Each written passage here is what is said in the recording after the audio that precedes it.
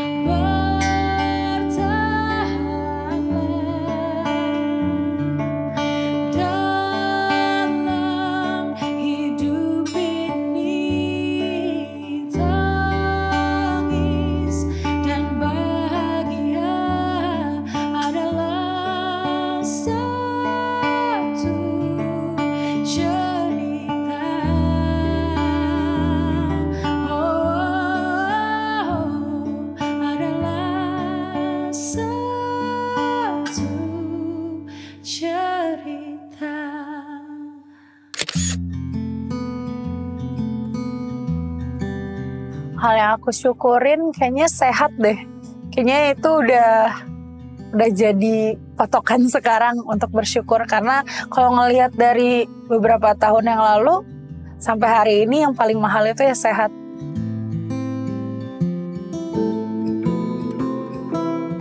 Kalau menurut aku pribadi ya harus. Karena kan pasangan itu kan orang yang berjalan setiap hari bersama-sama. Kalau misalnya dia nggak bisa jadi teman, nggak bisa jadi sahabat, ya nggak kompak gitu.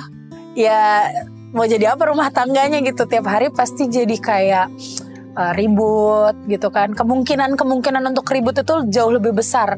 Tapi kalau kita jadi sahabat dia, jadi teman dia, keterbukaan ada di situ gitu. Terus pengertiannya pasti lebih juga. Terus saling mau belajar satu sama lain. Jadi kayaknya lebih menyenangkan ya, bisa melakukan banyak hal bersama teman, bersama sahabat, ditambah lagi kalau itu pasangan kita.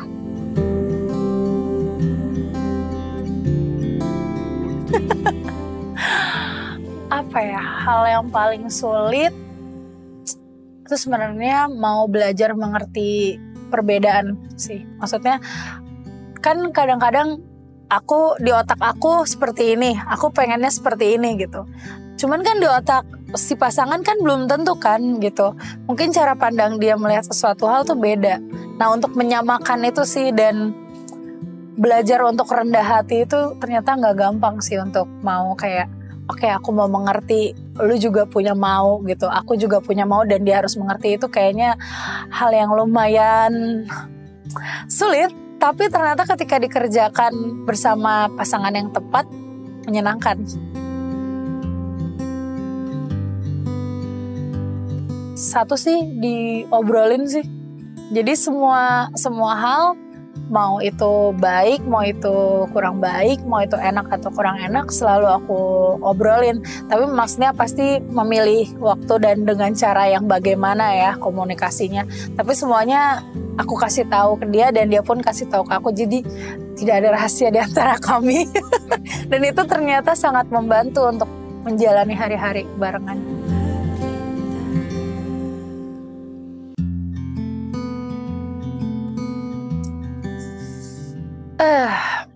Sebenarnya sejujurnya itu sangat tidak gampang untuk mendapatkan melodi itu di waktu yang nggak ringan juga ya. Saat itu kan di akhir November, dan di bulan itu tuh aku menghadapi 2 kedukaan, bukan di keluarga tapi di teman. Yang satu teman aku di komunitas gereja aku, yang satu sahabat kakak aku gitu.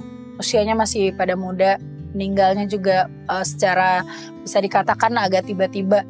Jadi memang waktu aku dapat lirik itu, aku cuman kayak berdoa, gimana ya cara bisa dapat nada yang bisa kawin sama si lirik-lirik ini. Karena jujur aja liriknya itu sangat powerful dan sangat beautiful gitu, kayak wow gitu. Padahal kalau dibaca kan liriknya itu kan terlihatnya sederhana ya, cuman bilang kayak wise deh, kita harus bijaksana gitu, kita harus bisa rendah hati, bisa menikmati waktu lagi badai, terus tetap sabar, tetap bertahan. Tapi itu hal yang sangat sulit untuk dilakukan gitu di kehidupan sehari-hari. Jadi gimana aku mengemas musik itu pun struggle. Nah, titiknya adalah di saat sahabat kakakku meninggal. Aku melihat bagaimana anak dari almarhum itu waktu melihat jenazah ayahnya, aku ingat banget tangisan mereka. Terus di saat itulah aku kayak dapat nada untuk bersabarlah gitu. Gimana ya cara kita harus tetap sabar, tapi juga harus membuat orang lain, menenangkan orang lain, itu tuh susah banget. Di situ sih Kak. Terus sama yang kata aku teman aku yang meninggal, bagaimana aku melihat kesabaran seorang istri merawat di negeri orang, merawat suaminya sampai dipanggil Tuhan, tetap sabar, tetap bertahan gitu. Dan juga ketika kedukaan itu datang, dia juga bisa bisa berdamai dengan keadaan itu. Itu kan kayak sangat susah banget gitu. Jadi orang-orang itulah yang menginspirasi aku sebenarnya untuk mendapatkan nada lagu kita.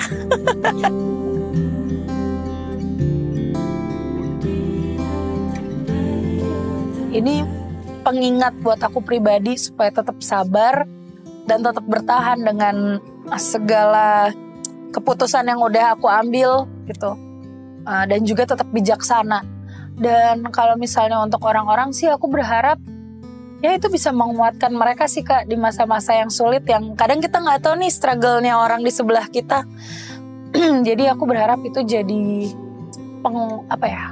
pengingat jadi kekuatan buat mereka dan jadi teman mereka di saat mereka lagi butuh gitu. Mungkin keluarga sih Kak. Ya sekarang ya pasangan aku tuh, suami aku itu yang paling penting, paling berharga. Terus ya kedua ya mama aku gitu. Jadi ya semua keluarga aku lah, intinya itu hal yang paling penting dan tidak pernah bisa tergantikan sama yang lain gitu.